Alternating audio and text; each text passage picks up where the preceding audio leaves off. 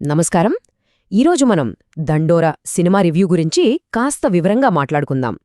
Big boss తర్వాత మన శివాజీ గారు మెయిన్ రోల్లో చేసిన సినిమా ఇది.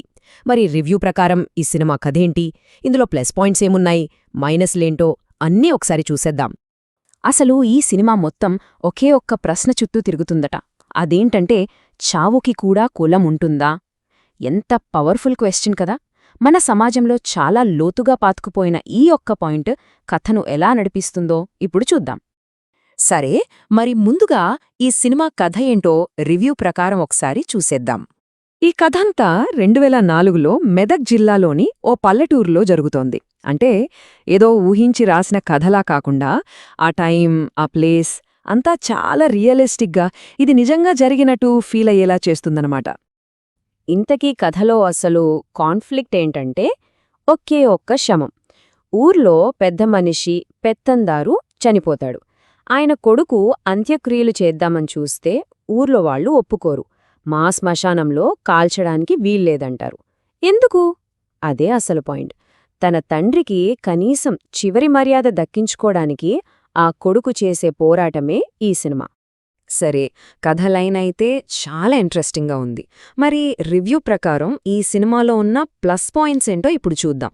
రివ్యూలో అందరికంటే ముందుగా బలంగా చెప్పిన ప్లస్ పాయింట్ శివాజీ నటన ఆట. మొదట్లో చాలా పొగరుగా, అహంకారంతో కనిపిస్తూ ఆ తర్వాత పశ్చాత్తాపంతో బాధపడే తండ్రిగా 2 షేడ్స్లోనూ అద్భుతంగా నటించారట. చాలా న్యాచురల్గా అనిపించిందంటున్నారు.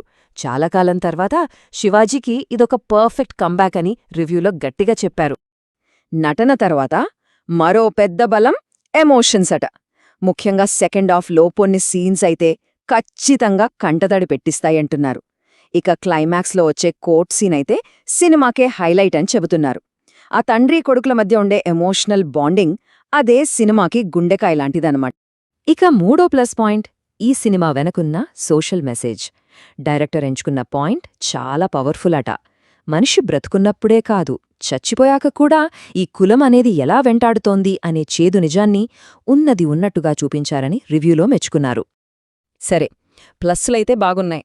మరి ప్రతి సినిమాకి ఉన్నట్టే దీనికి కూడా కొన్ని మైనస్లున్నాయని రివ్యూలో చెప్పారు. అవేంటో కూడా చూసేద్దాం. రివ్యూలో మెయిన్గా 3 మైనస్ పాయింట్స్ చెప్పారు. ఒకటి, సినిమా చాలా స్లోగా సాగుతోందట.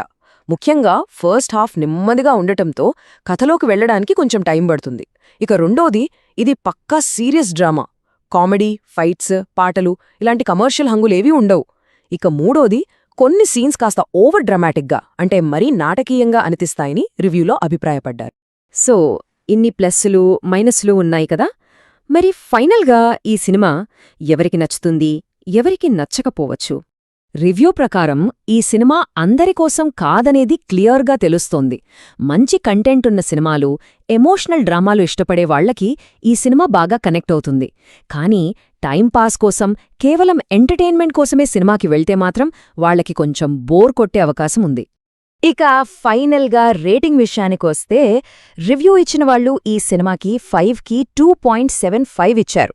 అంటే ఇది ఒక మంచి ప్రయత్నమే, కాని కొన్ని లోపాల వల్ల యావరేజ్గా మిగిలిపోయిందని ఈ రేటింగ్ చూస్తే మనకు అర్థమవుతోంది. ఫైనల్గా చెప్పాలంటే, కొన్ని లోపాలున్నా కూడా ఈ సినిమా మన సమాజంలో ఉన్న ఒక చేదు నిజాన్ని చాలా నిజాయితీగా చూపించే ప్రయత్నం చేసిందని రివ్యూలో అప్రిషియేట్ చేశారు. ఇది కేవలం ఒక సినిమా మాత్రమే కాదు, మనల్ని ఆలోచింపచేసే ఒక ముఖ్యమైన సినిమా అని చెప్పొచ్చు.